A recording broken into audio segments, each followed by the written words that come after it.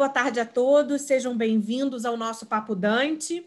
A ideia desses encontros é sempre convidar um especialista, uma referência no tema que vamos debater, para nos ajudar a clarear pontos e formar conceitos e ações que façam diferença no nosso dia a dia.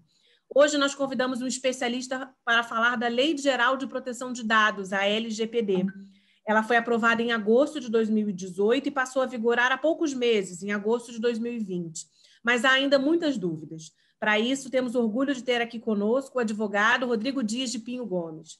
Para quem ainda não conhece, o Rodrigo é o nosso especialista, mestre e doutorando em Direito Civil pela UERJ, é professor de pós-graduação do IBMEC, da ESA-RJ, PUC-RJ, MP-RJ e EMERGE, coordenador de Direito e Tecnologia da ESA, OAB-RJ, membro da Comissão de Proteção de Dados e Privacidade da OAB-RJ, do Grupo de Pesquisa em Direito e Tecnologia da PUC-Rio, Visiting Researcher na European University Institute, e também palestrante, parecerista, autor de diversos artigos acadêmicos. E da obra destacamos Big Data, Desafios à Tutela da Pessoa Humana na Era da Informação, da editora Lumen. Rodrigo, nós na Dante aqui estamos trazendo esse assunto à pauta porque estamos sempre lidando com informações de clientes e temos muitas dúvidas, né? As dúvidas são muitas, elas não param de chegar porque o tema é urgente. A lei entrou em vigor e a gente tem muito tema, muitas dúvidas, e a gente sabe que muitas empresas também.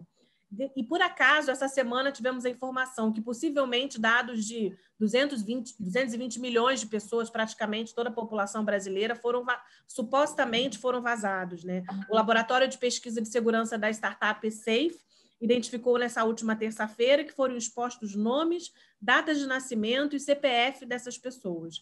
E também foram vazados dados de 104 milhões de veículos e de 40 milhões de empresas. Então, a nossa missão como comunicadores é trazer um pouco de luz a esse tema, que é um tema tão importante, num momento tão importante da história do Brasil e do mundo, né? Então, é para que cada cidadão, não só a gente, mas que a gente possa destrinchar isso em conteúdos úteis, né? Então, que cada cidadão saiba seus direitos e para que as empresas saibam seus deveres no tratamento desses dados. Nós reunimos algumas perguntas, são perguntas que surgiram ao longo de debates da nossa equipe. O nosso time digital, sobretudo, está muito empenhado em entender a LGPD, né, e ser disseminador de informação relevante sobre esse tema, por entender que é um tema muito importante e urgente. E aí eu vou pedir, a gente fez algumas perguntas, a gente vai fazer essa conversa aqui com o nosso time da Dante, e eu vou pedir para a Marcela Priora, a nossa analista aqui da Dante, do time digital, ela começar fazendo a primeira pergunta, tá? Obrigada, muito bem-vindo ao Papo Dante. Eu que agradeço, é uma honra estar aqui e estou à disposição de vocês. Oi, Rodrigo, boa tarde, tudo bom? Tudo bem? Tranquilo. Tudo. Então, assim, acho que para a gente iniciar o assunto, eu queria que você falasse um pouquinho sobre o que é LGPD, né, essa sopinha de letrinha, e também quais são as bases legais da lei que autorizam o tratamento de dados dos cidadãos. Tá bom. Bem, a sua pergunta eu poderia passar alguns dias aqui respondendo, não horas, né? Porque, para vocês terem ideia, tem cursos de LGPD que são mais de 40 horas de curso que a gente dá de pós-graduação, então, assim, é um tema extremamente vasto. Mas eu vou me esforçar para ser bastante sintético e sua pergunta é muito boa, porque é aquela pergunta realmente para a gente saber o que é isso, que bicho é esse, de onde ele veio e por que ele existe, né? Então, o LGPD é uma abreviação de Lei Geral de Proteção de Dados, né? É uma lei federal que foi promulgada em 2018 e aí ela ficou 2 anos com o que a gente chama de vacatio legis. O que quer dizer isso? É uma lei que ela fica publicada, já está lá, todo mundo está sabendo, os termos dela estão conhecidos, ela já é uma lei federal, só que ela fica um período sem produzir efeitos para que a sociedade, para que o governo, para que as empresas possam se adaptar. Como nós estamos no Brasil, né, para variar um pouco, eu diria que 99% das empresas e das pessoas deixaram para em cima da hora, né, para se adaptar, para tentar se adaptar no dia que a lei entrasse em vigor ou depois, né? E ninguém fez nada, e ainda veio o Covid em março do ano passado, né, nos últimos meses, e atrapalhou tudo mais ainda, né? Então, essa é a primeira questão que eu queria falar da lei. Para responder melhor a sua pergunta, o que é a LGPD? A LGPD em um resumo assim, extremamente grosseiro, digamos assim, é uma lei que estabelece regras e limites para o tratamento de dados pessoais. Tá? Então, ela vai criar alguns critérios, algumas regras, alguns princípios, né, para dar licitude ou não àquele tratamento de dados pessoais. E quando eu falo tratamento, é uma definição que está lá no artigo 5º da lei. Atividade de tratamento é basicamente tudo que se faz com dado, né? Então, não é só você botar no algoritmo, não é só você manipular tecnologicamente, não. Então, vou te dar alguns exemplos que estão na lei. Arquivar, receber, descartar são atividades de tratamento. Então, além do Big Data, da nuvem, do e-mail, do WhatsApp, do arquivo físico no AWS, onde quer que seja, o que quer que você faça com aqueles dados, isso configura uma atividade de tratamento. Existem várias exceções na lei, que estão lá no artigo 4º, que falam que, por exemplo, quando você for tratar dados para segurança pública, não se aplica LGPD, né? Então, a polícia, quando for fazer uma investigação criminal, ela não tem que observar LGPD. Eu estou falando tudo aqui, gente, a grosso modo, porque tudo tem discussão, tudo na lei tem debate, tudo tem porém, mas eu estou falando em linhas muito gerais, tá? Então, em resumo, a LGPD, ela cria regras, direitos, princípios para os chamados agentes de tratamento de dados tratarem aqueles dados pessoais. Ela traz uma série de direitos para os titulares. E você me perguntou também dos requisitos de tratamento de dados, né? Os requisitos estão no artigo 7º e no artigo 11 da LGPD. E são, em resumo, são 10 requisitos que a lei traz. Então, nós temos vários deles, eu não vou falar de um a um, mas temos, por exemplo, o primeiro requisito do artigo 7º, inciso 1, é o consentimento. É o mais tradicional, né? O que todo mundo sabe, aquela sua concordância, né? Então, um dos requisitos que estão lá para tratar dados é o consentimento, mas já adiantando, até porque eu recebi aí de vocês já um briefing dessa reunião, eu vi lá algumas perguntas. Então, gente, o consentimento é uma de 10 hipóteses. Na área de vocês, que é marketing, comunicação, propaganda, o consentimento, eu diria que ele é talvez o menos indicado. É o menos indicado. E eu tenho dado bastante consultoria, eu tenho feito vários processos de adequação de empresas, e na área de marketing, a regra geral é fuja do consentimento. E sabe por que a gente está fugindo do consentimento? Porque o consentimento é revogável. Então, ao mesmo tempo que a pessoa dá autorização, ela agora na LGPD ela tem o direito de revogar aquele consentimento, e quando você obtém ele, você tem que criar um canal gratuito e facilitado, sem nenhum tipo de imbróglio para a pessoa poder revogar. Então, ele não é muito recomendável. Então, voltando lá aos requisitos, a gente tem, por exemplo, contrato. O contrato é um dos requisitos que legitimam o tratamento de dados pessoais. Nós temos lá o famoso legítimo interesse. Vocês aí, acredito que alguém aí já ouviu falar nisso, porque marketing hoje, legítimo interesse é a grande sacada, né? Nós temos lá um requisito para o poder público. Então, o Estado brasileiro como um todo, município, Estado, União, eles podem tratar dados para políticas públicas, não precisa de consentimento. Nós temos lá para a tutela da saúde, para a garantia da incolumidade física. Nós temos lá também requisitos para defesa em processo judicial arbitral. Enfim, tem 10 hipóteses legais que você pode escolher a mais apropriada para você, né? Então, enfim, se é que eu conseguir sintetizar uma coisa que tem milhões de debates e milhões de poréns, eu diria isso sobre o que é a lei e sobre esses requisitos de tratamento de dados que vocês me perguntaram. Tá ótimo, obrigada. Foi bom que a gente tem uma visão, né, geral, né, da lei. Eu já fiquei agora com um monte de dúvida só com o que você falou. Mas acho que para a gente, né, desenrolar aqui a nossa conversa, né, de uma forma geral, sobre a ótica do usuário, né, se você poderia dar alguns exemplos de tipos de dados que as empresas podem ou não podem captar e que autorização a pessoa precisa dar para a empresa, né? Você falou que consentimento é uma delas, né? E aí já falou uma série de regras que precisam ser seguidas se você opta pelo consentimento, mas que outras autorizações podem ser cobradas e o cliente ou o usuário pode exigir para, né, poder consentir ou fornecer o seu dado? Então, a LGPD, ela em momento algum diz que determinado tipo de dado não pode ser tratado. Isso não existe na lei. O que ela faz? A lei lá no artigo 5º também, que traz a definição de um monte de coisa, de tratamento, de controlador, de operador, de dado pessoal, ela fala que dado pessoal é uma informação relacionada a uma pessoa identificada ou identificável. Ou seja, isso abre um leque para quase tudo ser dado pessoal. Tudo aquilo que você consegue identificar uma pessoa, mesmo que potencialmente vira dado pessoal. E aí eu vou dar um exemplo que eu acho que vocês vão entender. Eu estou dando consultoria agora para uma empresa que faz jogos eletrônicos, né, de celular e na internet. Vocês sabem que a grande fonte de renda dessas empresas é a publicidade dentro do aplicativo. E todo celular, quando você baixa o joguinho, ele tem o Advertising ID, né? Que é aquele ID, eu não sei nem como é que é o nome disso em português, porque a gente está lidando tanto com termos em inglês, mas é o Advertising ID. É o identificador para fins de marketing, né?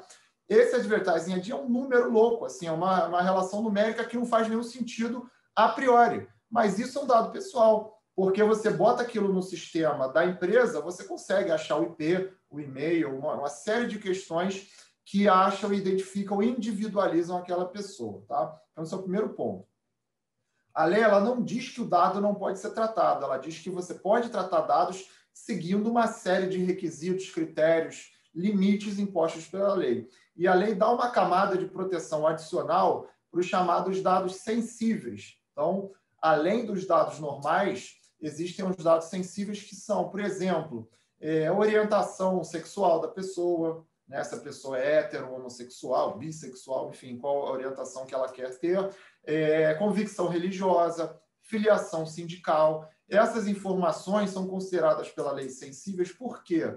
Porque elas têm um potencial de causar um prejuízo, se utilizadas indevidamente, aí um prejuízo não só financeiro, né, da reputação, enfim, um dano àquela pessoa é muito maior. Imagina num país muçulmano, por exemplo, onde ser homossexual é crime capital, se você divulga indevidamente que aquela pessoa é homossexual, aquela pessoa pode morrer, né? Ela pode ser levada à morte pelo Estado, não é nem morrer ilicitamente, não. O Estado, dentro da lei, vai matar, executar aquela pessoa. Na Arábia Saudita acontece isso, né? Enfim, então a lei estabelece uma camada de proteção adicional. Via de regra, como eu falei na minha primeira resposta, existem 10 possibilidades de você tratar dados, 10 requisitos na lei. Uma delas pode ser o consentimento. Então, você lá na sua atividade pode escolher que não, eu vou obter a autorização de todo mundo. E aí você vai lá pelos meios tecnológicos ou analógicos, se a pessoa vai assinar um formulário ou se ela vai clicar lá num aplicativo, no site, esse clique é uma espécie de autorização, é um consentimento expresso, assim como a assinatura num termo de consentimento. Então, existem várias formas de você obter o consentimento. Só que, para o caso de vocês, que vocês lidam com marketing, com propaganda, né? Eu acho que, em muitas oportunidades, a melhor opção, fazendo aqui a ressalva, desde que não haja dado sensível, né? Se você tem um banco de dados que não contempla dado sensível, tem lá só nome, CPF, endereço e histórico de compra daquela pessoa, um banco de dados com esses tipos de informações, você pode utilizar o legítimo interesse para campanhas de marketing. Isso é um cheque em branco? Não. O legítimo interesse, ele tem uma série de amarras que você tem lá na lei para você utilizar. Então, você tem que tomar uma série de cuidados adicionais. Você vai precisar de uma documentação adicional, como, por exemplo, um relatório de impacto à privacidade. Você vai ter que elaborar um documento nesse sentido. Você vai ter que dar transparência para esse tratamento com base em legítimo interesse. Então, você vai ter que botar lá no seu site, olha, aqui na minha empresa, eu trato dados com base em legítimo interesse para finalidade tal. Eu trato esses tipos de dados. Isso tudo tem que ser publicizado, você tem que dar transparência. Enfim, eu acho que o consentimento tem que tomar muito cuidado, porque imagina se você tem milhões de pessoas no seu banco de dados. Como é que você vai obter consentimento de milhões? É impossível. Tecnicamente, às vezes, é impossível, e na prática também é impossível. Então, enfim, acho que o caminho é esse. E, às vezes, se você tem um contrato, por exemplo, aquele contrato ele pode legitimar também um tratamento de dados sem o consentimento. Então, existem N hipóteses a depender da atividade que você vai poder tratar os dados.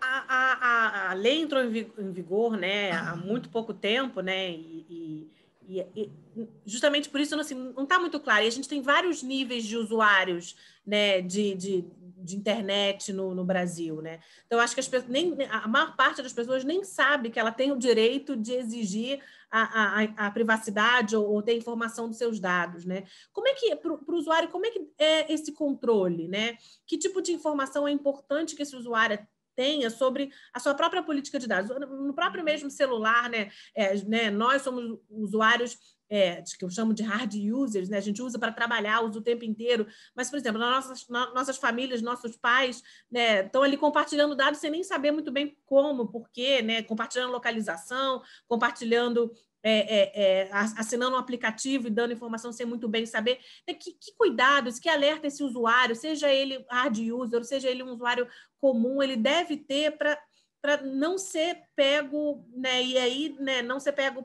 por algo ou mal intencionado, né? E que a lei agora, com a entrada em vigor, ela protege essa pessoa. Então, a lei ela tem um dos princípios lá no início da lei, artigo 2, inciso 1, se eu não me engano, ele diz que um dos princípios que a lei traz é o da autodeterminação informativa, né? É um dos fundamentos, perdão, da LGPD. O que isso significa? A autodeterminação informativa é um termo que foi criado na Alemanha, lá em 1983, no julgamento emblemático do caso do censo alemão, lá pelo o Supremo Tribunal correspondente da Alemanha. E eles falaram o seguinte: toda pessoa tem o direito de controlar as informações que lhe dizem respeito, ou seja, os seus dados pessoais. Então, o Supremo alemão falou para a população num julgamento que é o seguinte: olha, vocês têm direito de controlar na mão de vocês os seus dados pessoais, tudo aquilo que faz e que não faz com os seus dados. Então, esse é um princípio, esse é um conceito que se irradiou para o mundo todo, e toda a legislação moderna de proteção de dados contempla esse termo, autodeterminação informativa. Então, como é que isso funciona? Todo titular de dados ele tem direitos, uma série de direitos previstos na legislação para você poder exercer essa chamada autodeterminação informativa. Então, por exemplo, vamos sair da teoria e vamos para a prática. Hoje, todo agente de tratamento de dados, o controlador, o operador, que são, na maioria dos casos, as empresas, ela tem que disponibilizar um canal gratuito e facilitado para que os titulares de dados possam exercer os seus direitos. Então, um dos direitos que eu posso querer ter é acesso aos meus dados. Então, vamos supor que eu quero saber tudo que a Coca-Cola tem que diz respeito a mim, ou seja, os meus dados pessoais. Se você entrar hoje no site da Coca-Cola, certamente vai estar lá, provavelmente no final da página, algo assim: política de privacidade, termo de uso, aviso de privacidade. Se você clicar lá, provavelmente também lá no finalzinho da página vai estar lá quem é o encarregado da Coca-Cola pelo tratamento de dados e como você contacta ele. Isso é uma exigência da lei, isso é uma obrigação legal, e aí você manda um e-mail ou manda um formulário lá para essa pessoa com a sua requisição. Olha, eu sou o Rodrigo, eu quero saber tudo que você tem com relação aos meus dados. Eu quero ter acesso aos meus dados. E a Coca-Cola hoje, como todo mundo, como a Dante, como o meu escritório de advocacia, como todas as empresas, nós temos uma obrigação legal de em até 15 dias mandar isso para essas pessoas. Então, hoje todo mundo pode exercer os seus direitos do titular, que são vários. Tem direito de portabilidade de dados, tem uma série de direitos lá, tem cerca de 10 direitos na lei, que todo mundo pode exercer com base nos controladores desses dados. Você pode exercer direito de retificação. Então, você identificou que tem um dado incompleto, impreciso, desatualizado, você tem o direito de exigir essa atualização, essa complementariedade. Então, tem muita coisa nova na lei que já está valendo, que as pessoas já estão exercendo. Se você entrar no Reclame Aqui, digitar LGPD lá na pesquisa, você vai ver que tem milhares já, talvez, de reclamações com base na LGPD, de empresas que não cumprem, que não têm canal para exercício de direito do titular. Então, enfim, é algo bastante complexo, mas que é viável. Tem muita empresa aí que já está adaptada.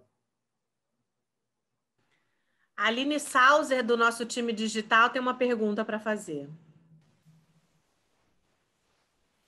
Boa tarde, Rodrigo. Obrigado por aceitar nosso convite.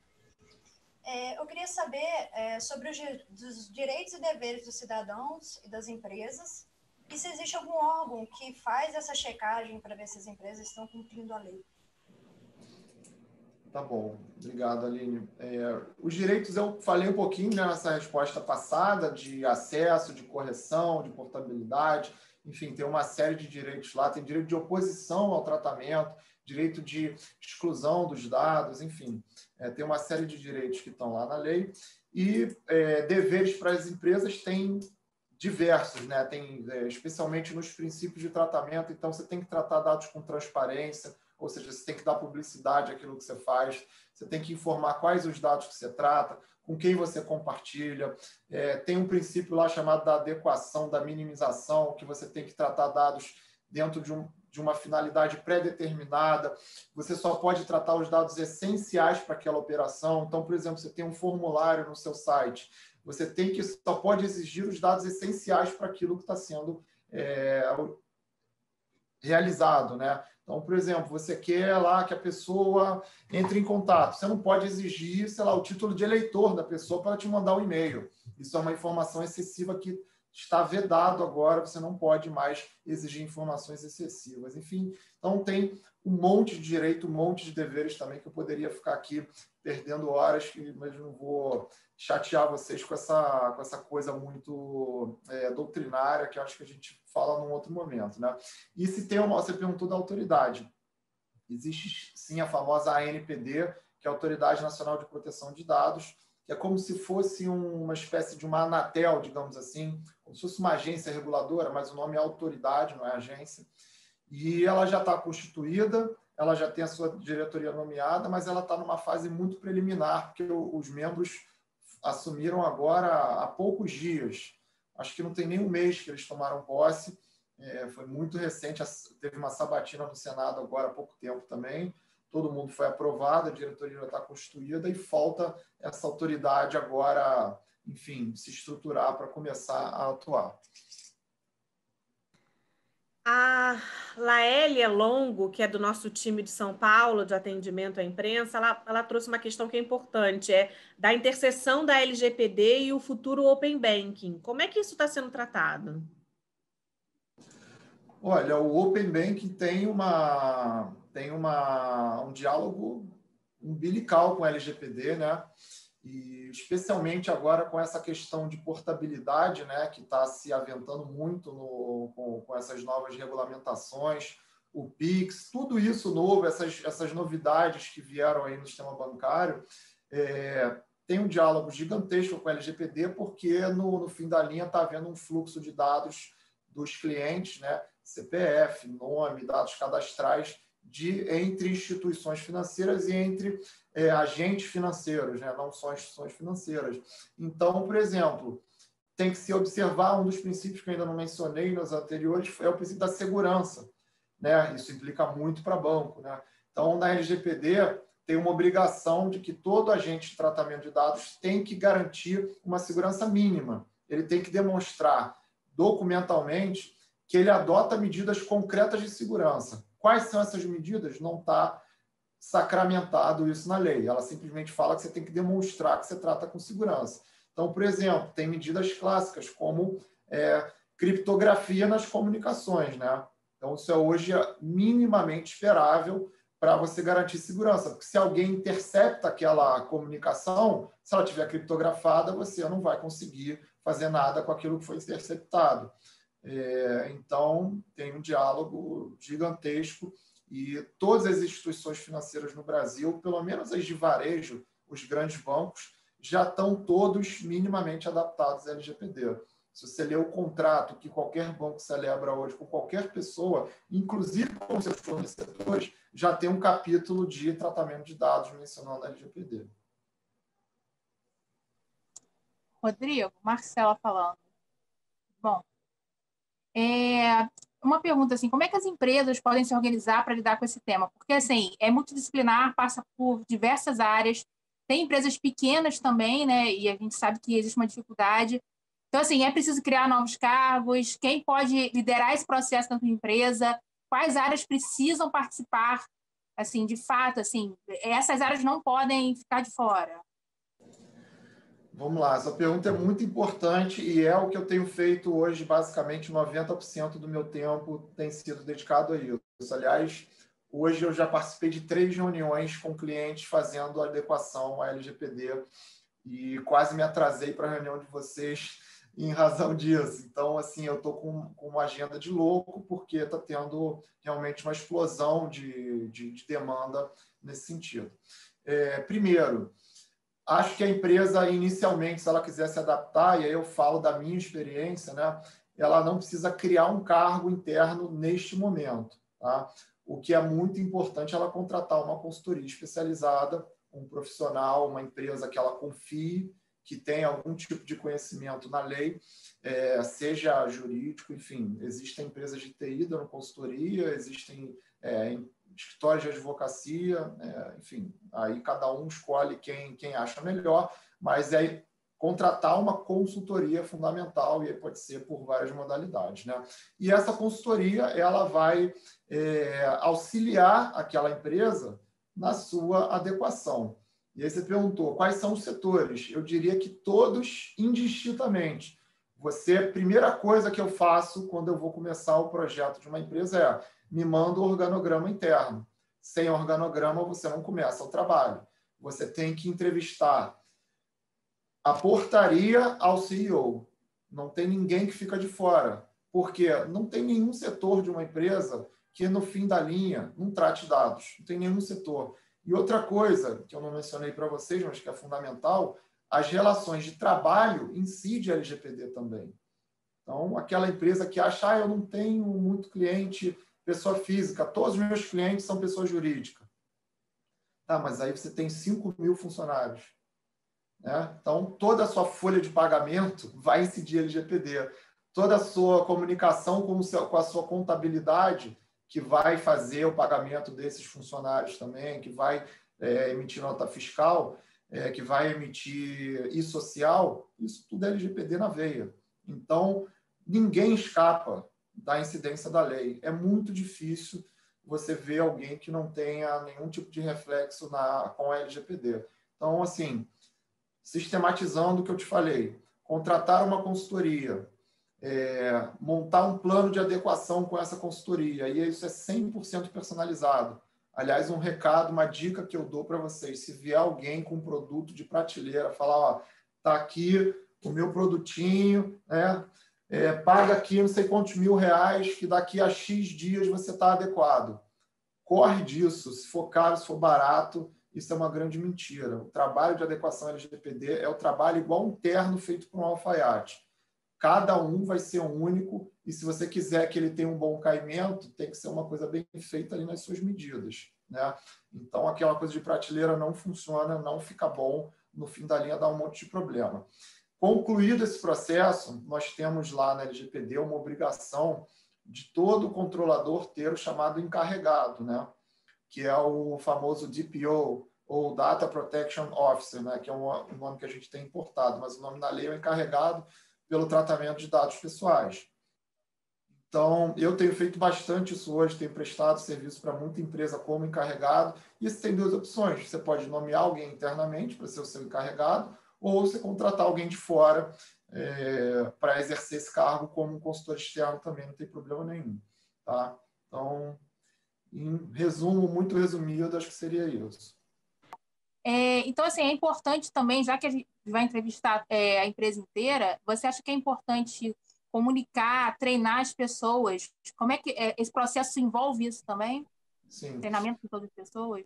Aí, Marcela, vai depender da consultoria. Tudo aqui que eu estou falando da minha experiência, da minha metodologia de trabalho, tá? Todas as minhas propostas eu contemplo o treinamento também. E só para fazer uma correção, que talvez eu possa ter me expressado errado, você não vai entrevistar todo mundo da empresa, tá? acaba sendo inviável, porque eu tenho cliente que tem milhares de funcionários, não tem tempo para isso e não se justifica. O que você pega é o organograma, vão ter lá os setores e você vai pegar o head, né? A pessoa mais importante que manda naquele setor, que ela tem um conhecimento 360 graus ali, e aí você entrevista ela. Havendo necessidade pontual, você entrevista pessoas adicionais. Mas o que a gente faz é, quem é o head do jurídico? Entrevista o chefe do jurídico. Quem é a gerente de marketing? Entrevista a gerente de marketing, e por aí vai.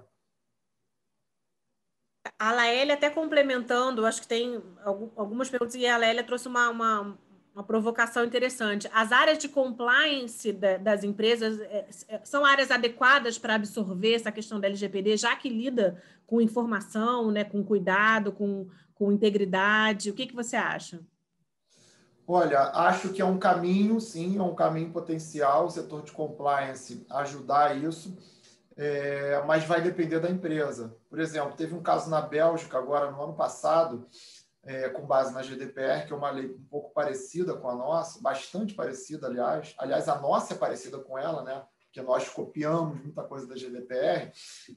Teve uma empresa belga que ela nomeou o seu head de compliance para ser o seu DPO, e ela foi multada pela autoridade belga porque houve um conflito de interesse. Isso quer dizer que o compliance não pode ser? Não quer dizer. Foi a especificidade daquela empresa. Por quê? O DPO, o encarregado, ele tem que ter independência no cargo, né? Então, por exemplo, o sócio da empresa não pode ser o DPO nunca. É absolutamente inviável, né? O encarregado ele tem que ter uma independência porque ele vai poder, eventualmente, apontar alguma atividade que esteja violando a lei e vai pedir, vai sugerir adequação, né? E se aquela pessoa que comanda a empresa, que ela tem o poder de dizer sim ou não, ela, ao mesmo tempo, cumula o cargo de encarregado, isso é um evidente conflito de interesse. E aí não é o mais recomendado. Mas, respondendo a sua pergunta, sim, é um caminho. Tem algumas empresas também que estão nomeando a sua ouvidoria, né? O ouvidor, a ouvidora geral, empresa grande, está nomeando a ouvidoria para exercer o cargo de DPO. E aí, até uma realidade do Brasil, né? Nós temos empresas com forte número e percentual de terceirização, né? Como é que fica as responsabilidades nessa cadeia? E essa pergunta tem muito a ver com o nosso tipo de trabalho, né? Nós somos uma empresa que, em teoria, né, as empresas terceirizam a sua comunicação contratando a gente, né? Algumas empresas já tomaram a iniciativa, em geral, hoje a gente tem visto aqui muitas empresas que são multinacionais, né? Elas se anteciparam a iniciativa de firmar com a gente regras gerais, dar ciência às suas regras internas e dos seus respectivos países de origem, as regras de tratamento de dados. A gente tem assinado esses documentos de compromisso, né, de cumprimento dessas regras, mas isso não é ainda a maioria, né? Então, como é que fica a questão da responsabilidade na cadeia dos terceirizados? A responsabilidade é de quem, né? Em caso de dado vazado, quem responde por isso, né? A sua pergunta é muito boa e é uma grande polêmica da lei hoje, mas a lei ela é muito clara, ela fala o seguinte: a responsabilidade, via de regra, então, como uma regra geral, é do controlador. Quem é o controlador? É aquele que tem a decisão final do que vai fazer com os dados. Tá? Então, se a empresa encaminhou dados dos clientes dela para vocês, que são uma agência terceirizada, e vocês vão fazer uma campanha de marketing, quem controla aqueles dados é a empresa. Ela que diz para vocês o que fazer ou o que não fazer, certo? Vocês, nesse caso, serão operadores.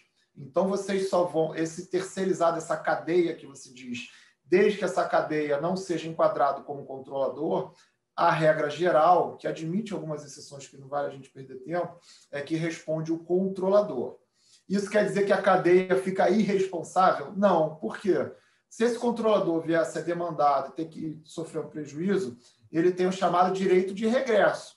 Então, sei lá, uma empresa de contabilidade recebeu aquela documentação para gerir uma folha de pagamento, para pagar a nota fiscal, emitir nota fiscal. Aquela empresa de contabilidade não tinha nenhuma segurança, fez um monte de besteira, sofreu um vazamento de dados e vários clientes daquele controlador, que é o contratante da contabilidade, sofreram danos e vão executar aquele controlador.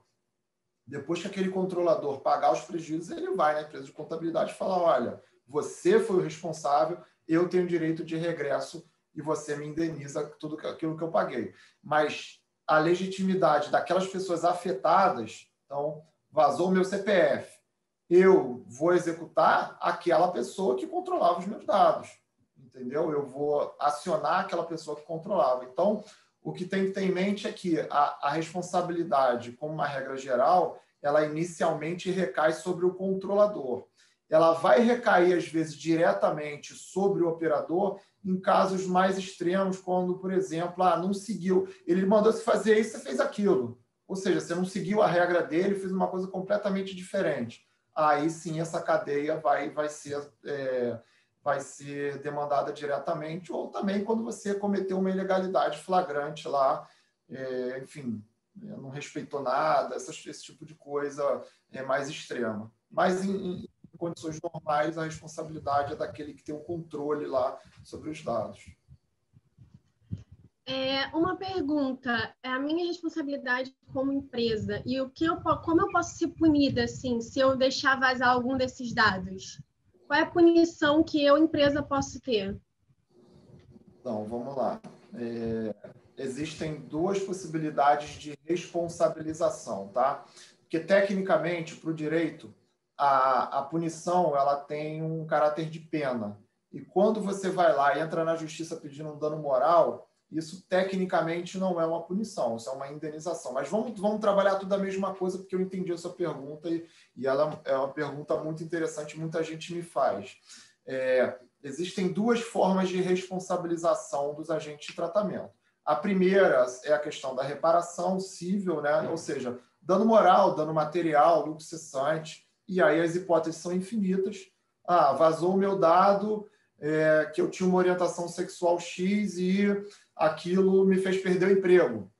Me causou um dano moral, um dano material, porque eu vou perder renda, enfim, uma série de coisas. Além disso, existem as sanções administrativas aplicadas pela Autoridade Nacional de Proteção de Dados. São coisas que não se misturam, elas podem acontecer pelo mesmo fato, o mesmo fato pode gerar essas duas coisas ou não, tá? Então, a Autoridade Nacional, ela tem o poder, e isso só vai passar a valer a partir de meados desse ano, de 2021. Isso não está valendo ainda. As sanções administrativas só valem no meio de 2021. Essa questão de reparação de dano moral material já está valendo desde o ano passado. Então, essas sanções administrativas também são várias. Dentre elas, uma multa que pode chegar até 50 milhões de reais. Tem várias possibilidades de sanção, né? Pode proibir de tratar dados, pode bloquear o seu banco de dados, pode dar só uma advertência, e aí tem quase 10 possibilidades de sanção a ser aplicada pela Autoridade Nacional de Proteção de Dados.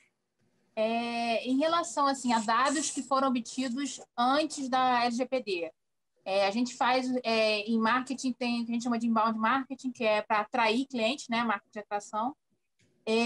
Existe a necessidade de alguma nova autorização, ou se a gente já tinha esse dado antes, não há necessidade?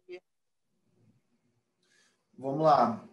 Vou remontar, vou me reportar as minhas respostas anteriores para essa observação que você falou da nova autorização. Lembra que eu disse que a autorização, que para a gente é o consentimento, não necessariamente vai ser exigível. Eu posso ter aquele banco de dados e tratar ele com base em legítimo interesse e eu nunca vou obter autorização de ninguém e está tudo certo. Tá? Isso não necessariamente vai ser ilegal. Tá? Isso é um ponto. Só uma ressalva para a minha resposta. Além disso, a partir do momento que a lei entrou em vigor, todo mundo tem que respeitar ela, independente se o banco de dados é novo ou antigo. Pensa que o seu banco de dados é igual a um produto que uma empresa tem. Imagina se esse produto ele é roubado, ele é receptado. Aí amanhã veio uma lei e fala, você receptar produto é crime capital. A partir do momento que você está com aquele produto receptado ali no seu estoque, e vem uma lei dizer que não pode, não importa que você já tinha ele antes. Naquele momento, aquele ato está sendo praticado. Então, não tem dúvida alguma de que todo mundo que tem banco de dados tem que rever tudo. Tem que ver se aquele banco de dados, será que foi comprado num pendrive no camelô? Né? ou será que você obteve ele de maneira lícita, né? Então, é muito importante que se faça uma auditoria mínima nesses bancos de dados, e hoje é uma obrigação das empresas se certificar disso. Sabe o que está acontecendo muito? Eu até escrevi um artigo, foi publicado no ano passado, sobre fusão e aquisição de empresa. Hoje, empresas de tecnologia, qual é o ativo mais valioso de muitas delas? Banco de dados, né? Você vê o Google, por exemplo, né? O Google faturou mais de 170 bilhões de dólares no ano passado, no último exercício fiscal. O que vale dinheiro para o Google? Será que é o prédio que ele tem na Califórnia? Será que é o data center que ele tem na Islândia? Não, é o banco de dados, é o algoritmo dele, que é uma coisa quase que infinita, né? Então, o Google, o que ele faz diariamente, praticamente? Ele compra um monte de empresa, de todos os setores. E várias delas que ele compra porque ele quer acesso ao banco de dados, né? Então, hoje, toda empresa que está vendendo ou adquirindo um banco de dados com base na LGPD, ela tem que se certificar e se documentar que aquilo ali veio de uma origem lícita. Então, eu estou comprando aquele banco de dados, aquela empresa que tem um acervo de várias coisas, dentre eles informações pessoais de vários clientes, e eu vi por A mais B que aquele banco de dados é um banco de dados estruturado de clientes que já compraram na empresa. Então, tem um fundamento para você arquivar aquilo.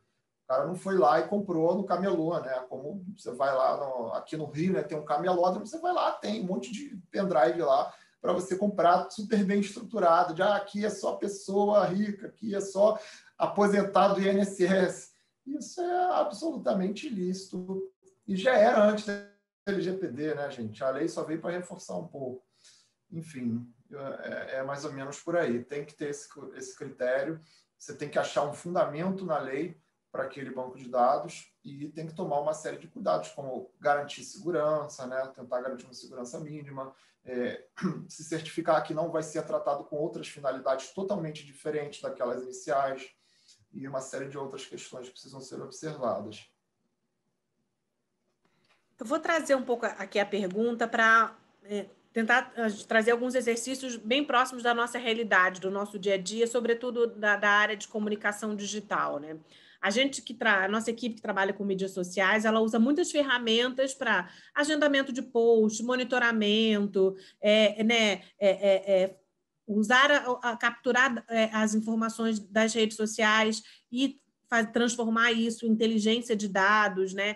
Então, para isso, as plataformas precisam ser autorizadas nas redes, por exemplo, dos clientes, né? Você acessa a API, você autoriza via um código de admin a estar integrado a essas plataformas para você fazer todas essas atividades e serviços, né? E a gente tem muita dúvida de que tipo de cuidado a gente deve ter ao manipular essas informações e, obviamente, ao ceder a essas diversas plataformas o acesso, o admin, a informação mais né, de usuário de cada uma dessas páginas. Abrir meu microfone. Então, essa é a grande questão dos projetos de adequação e de todos que eu tenho feito atualmente, né?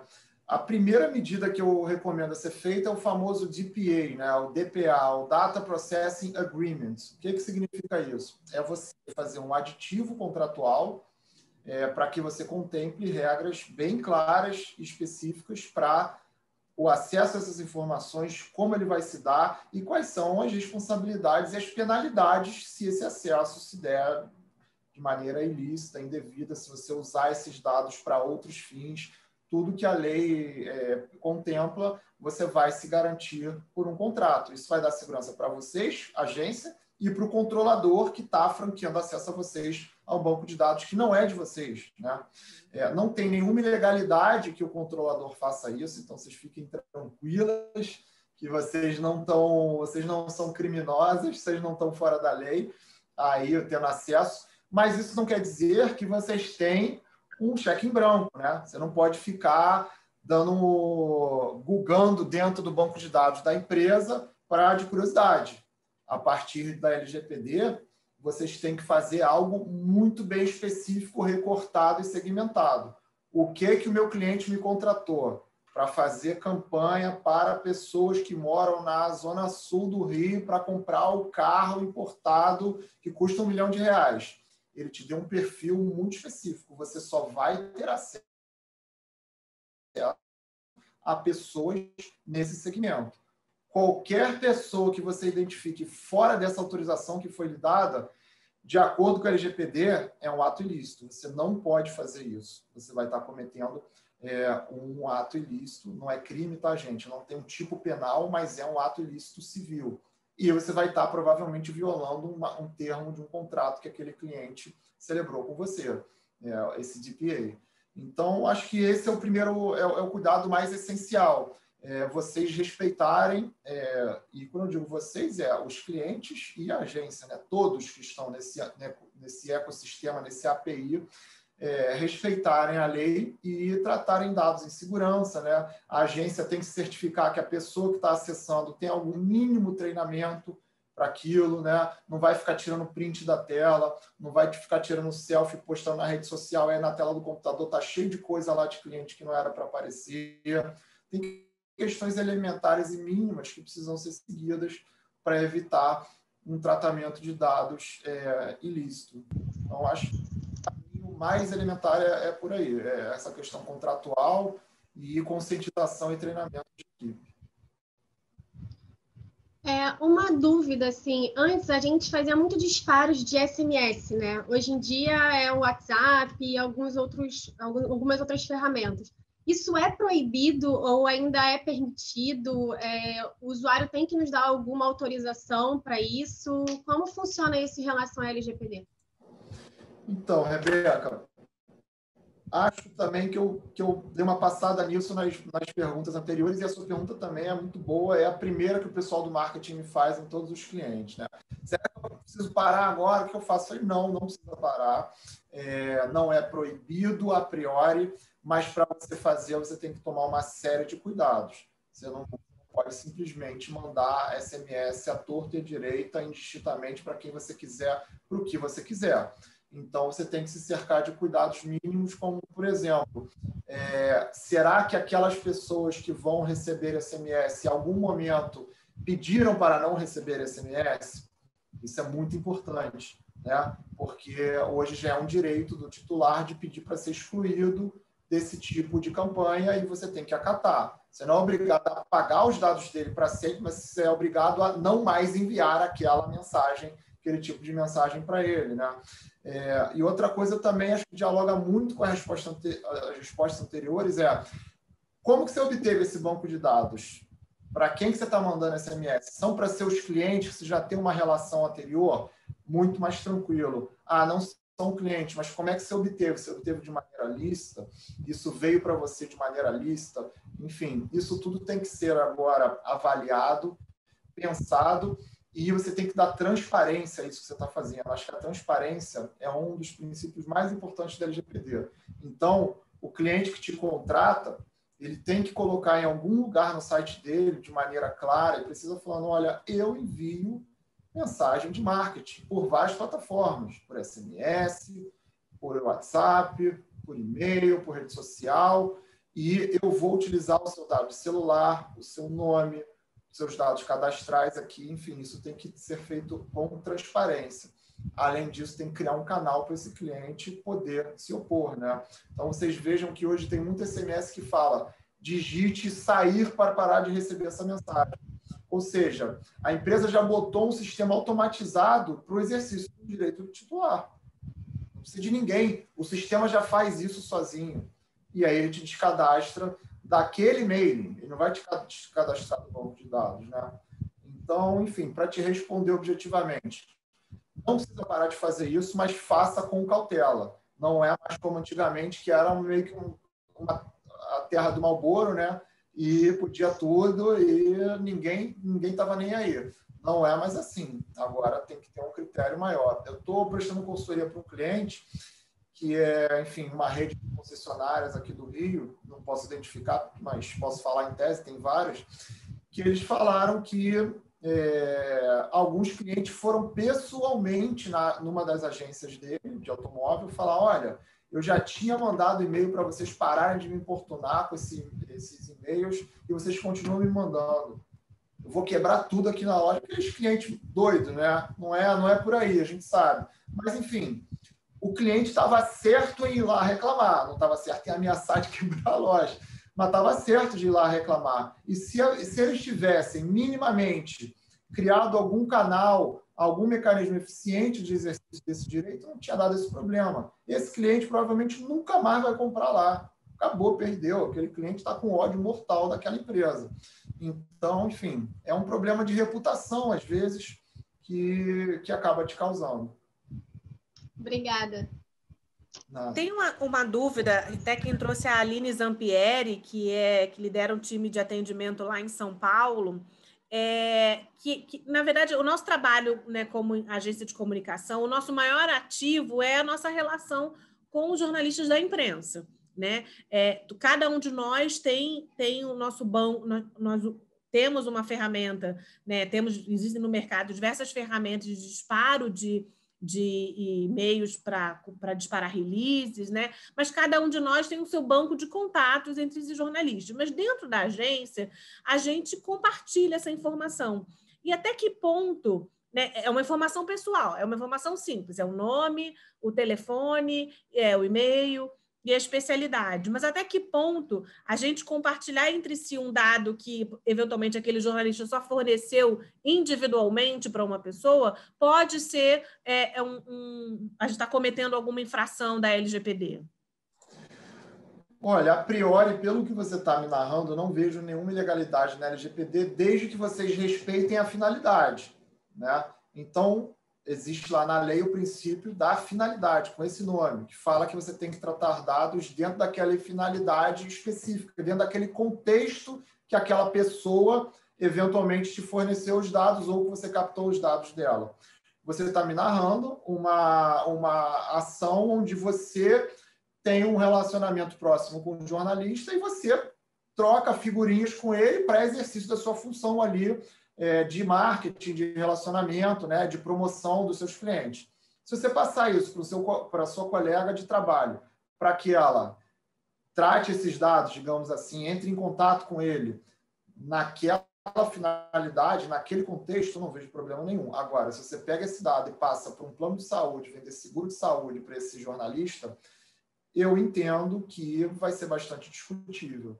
Essa atividade de tratamento vai violar a finalidade inicial que ele voluntariamente ali te cedeu os dados dele, que é para quê? Para você, como agência de marketing e propaganda, contactá-lo no sentido de oferecer um furo, oferecer um produto, enfim, oferecer os serviços e produtos que vocês aí, não sei se furo é o caso de vocês, né, porque isso é mais jornalismo mesmo, mas, enfim, questões, produtos e serviços que vocês comercializam aí com os clientes de vocês.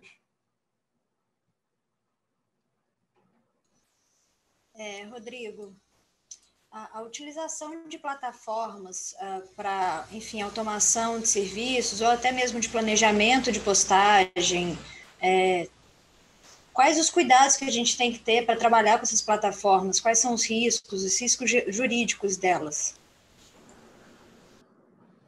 Olha, Aline, também acho que é muito desse apanhado que eu falei até agora. Tem que tomar um cuidado danado para você não tratar dados fora daquela finalidade inicial, né? Então, você pensar dentro dessa finalidade que os dados foram inicialmente captados. Você evitar decisões, você falou de questões automatizadas, né? De automatização.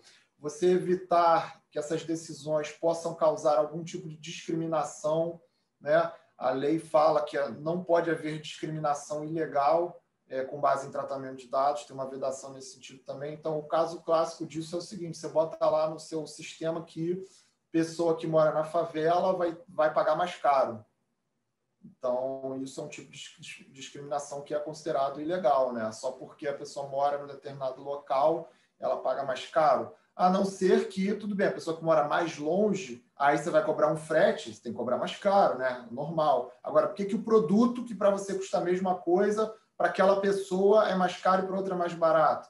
Então, esse tipo de decisão automatizada ou humana pode ser vedado pela LGPD. Então, tem que tomar alguns cuidados. Tem que garantir que esses algoritmos, que esses softwares, que essa plataforma tratem dados com segurança. Então, você tem que ver onde é que fica hospedado. Ah, fica no servidor tal, mas isso é da Amazon, isso é da Microsoft, isso é um servidor próprio, tem antivírus, tem criptografia, esse tipo de questão que hoje é uma obrigação legal de você cumprir medidas de segurança também. Então, diria, bem resumidamente, que essas são as principais preocupações. Rodrigo, a gente tinha combinado com você de 1 horinha de conversa, acho que a gente queria mais umas 2, né? Mas, assim, queria agradecer muito a sua presença, mas eu queria que a gente encerrasse esse papo. Eu acho que aproveitar, você que é um grande especialista e está o tempo todo lidando com a questão da LGPD, a lei, se eu não me engano, a lei brasileira foi inspirada na lei europeia, né? Mas há muitas críticas, né, em relação à LGPD brasileira, ao prazo de implementação. Houve, inclusive, o questionamento de que se adiaria em mais 2 anos para a entrada dela em vigor. Eu queria que, para a gente encerrar essa conversa, você trouxesse um pouco assim, do momento que está, né? A lei foi aprovada, entrou em vigor, né? Há fases para ela, né? Eu queria que você falasse assim, o que a LGPD tem de bom, mas o que ela precisaria avançar ainda para a gente garantir a segurança dos dados, sejam pessoais, das empresas, enfim, todos os atores estejam seguros em relação à proteção de dados. Olha, eu acho que o ponto fraco da LGPD, na verdade, não é nem da lei, e sim da autoridade, né? Como eu falei, a ANPD.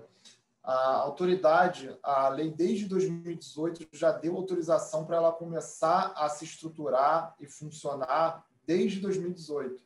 Só que você depende de vontade política, e a vontade política só apareceu no dia seguinte que a lei entrou em vigor. Então, aqui, Brasil, para variar, foi tudo ao contrário. Você vai nos países desenvolvidos, a autoridade é criada antes. Quando a lei entra, a autoridade já está aparelhada e preparada para fazer o enforcement, né, que a gente chama, fazer a fiscalização.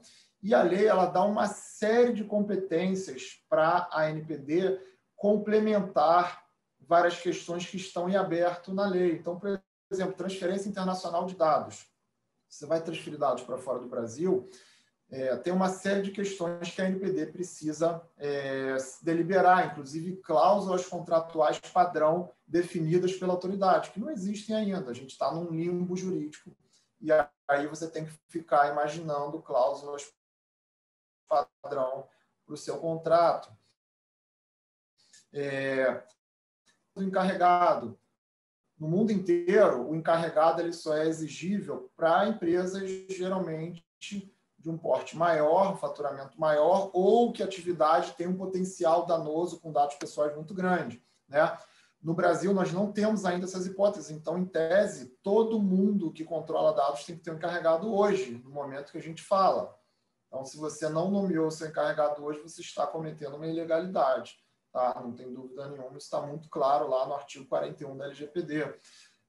Enfim, eu poderia também ficar aqui falando horas e dias sobre competências da ANPD, mas para te responder, eu acho que o grande problema que nós temos hoje é a ausência de uma autoridade atuante, independente e zelosa com a LGPD, porque a autoridade ela vai definir muita coisa. Assim, existem, sei lá, talvez 30 competências atribuídas à autoridade que ela não falou nada ainda sobre essas competências, não deliberou sobre nada, não fiscalizou ninguém, não disse o que pode, o que não pode, não interpretou nada e a gente está interpretando da nossa cabeça. Então, acho que esse é o grande ponto fraco, na minha opinião.